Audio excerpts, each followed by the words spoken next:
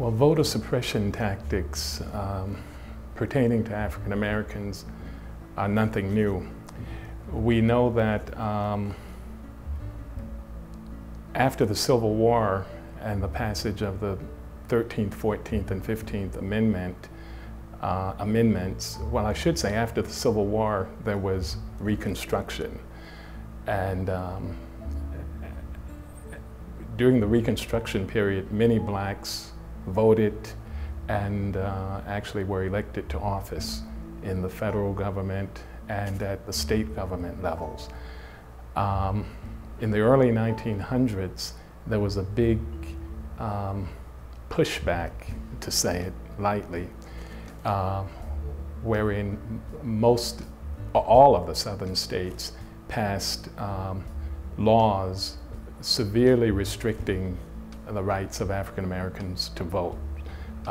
These were poll taxes, literacy taxes, and literacy tests, I should say, and other provisions, providing that you could only vote if your grandfather could vote, or if an ancestor living before 1870 could vote. And we know that excluded most African Americans. As a result of those laws, the numbers of African Americans voting dwindled. Now then, of course, Jim Crow tactics through a good portion of the 20th century had a similar effect in terms of limiting the franchise for African Americans up until the passage of the Civil Rights Act of 1965. I'm sorry, the Voting Rights Act of 1965. Against that history, or against that backdrop, we fast forward to today, and we find that there are still many efforts afoot to restrict the rights of African Americans to vote. There are the recent slew of photo ID laws and other voter ID laws in various states.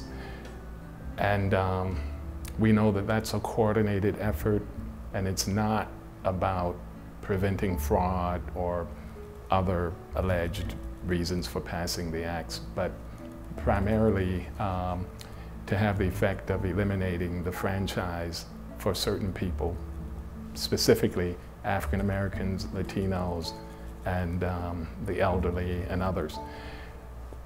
Felony disenfranchisement is, I think, to be considered within this broader context as another means to greatly reduce the number of African Americans voting. In fact, so much so that when you combine the so-called war on drugs and the disparities in sentencing, well, the disparities throughout the criminal justice system, everything from the school to prison pipeline impacting children, on through